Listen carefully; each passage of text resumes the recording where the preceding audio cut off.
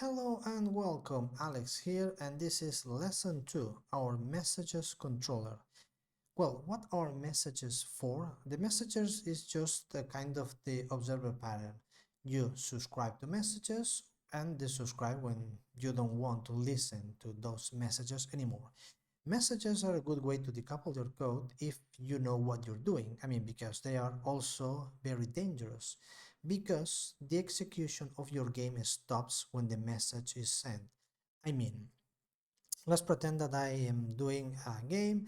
When I got hit, I want to send a message to whatever system is listening to. So the point is, let's imagine that I'm get hit, my character gets hit, I need to update the UI and update other things. Obviously that means to couple of those classes within that kind of hit or player controller, whatever thing that you are doing. But what if we just send a message? We can send a message to update the UI, pass in the parameters that you want, like the player ID, the amount of health that you want to update the UI to, and other things that you might need. And what I was telling you about that kind of dangerous thing is that obviously the execution of the code will stop there. I just got hit, I'm sending a message to update the UI, and that's it. I have no response.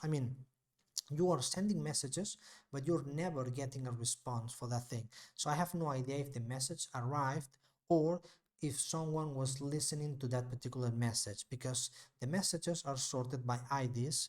So let's say that I have a message to update the UI and the ID is update player UI.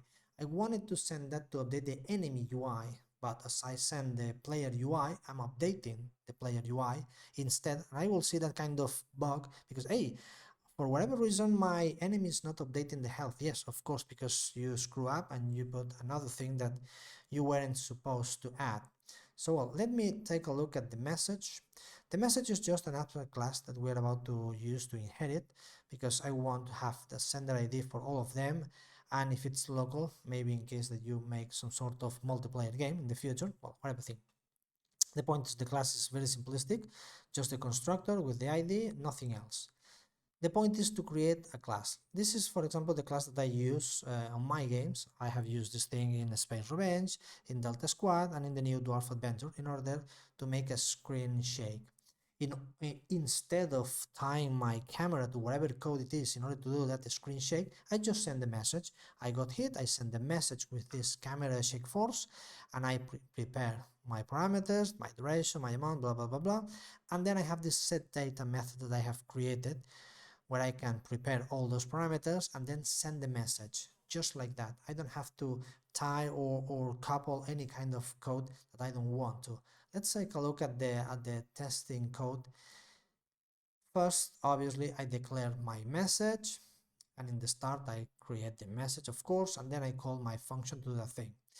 And the function to do that thing is just the set data that we were talking about.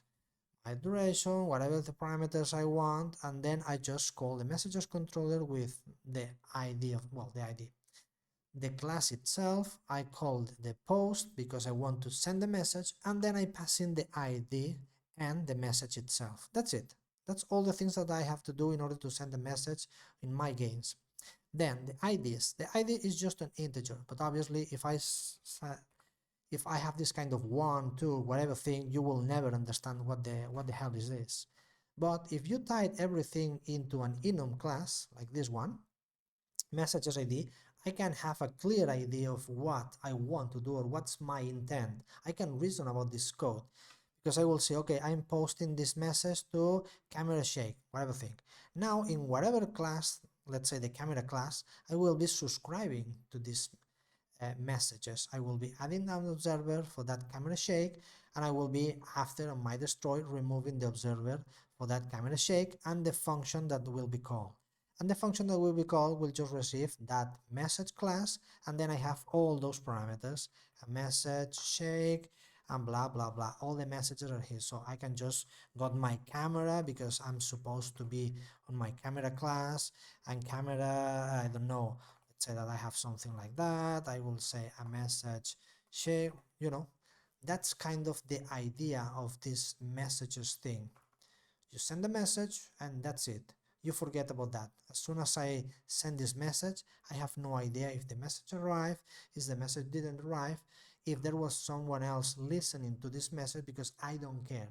My part of the code was just to send the message and forget about it. If you are really smart about it, you will be subscribing your camera class to do this camera shake. Like I said, the messages are really powerful thing, and using the ID, you can almost reuse a message if you want. Let's say that this shake force, imagine that you have, let's say, two cameras, some sort of cinematic camera or something else. You might have another message. I mean, using this class exactly, um, you can have another one. Let's say camera shake cinematic, and in this particular instance I'm just going to move the ID, but the ID itself is just irrelevant. You can add whatever number you want as long as it's not the same as other one, of course, because the message needs to be unique. Now I can just use this same class in order to target someone else, like this camera shake cinematic. So my camera shake cinematic will be listening to this kind of message, and if I'm sending this message only, that one will never be listening to it because it's a different ID, even though it's the same message. So well, pretty much this kind of sums up the whole messages system. Like I said, it's just an observer pattern, so nothing kind of special to this thing.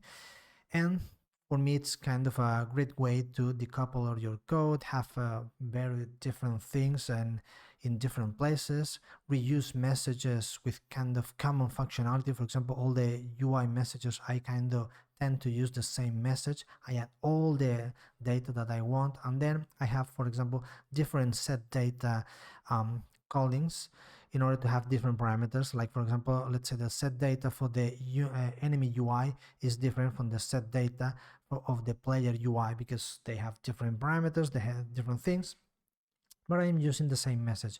Of course, feel free to use as any kind of message that you want or as many messages as you want.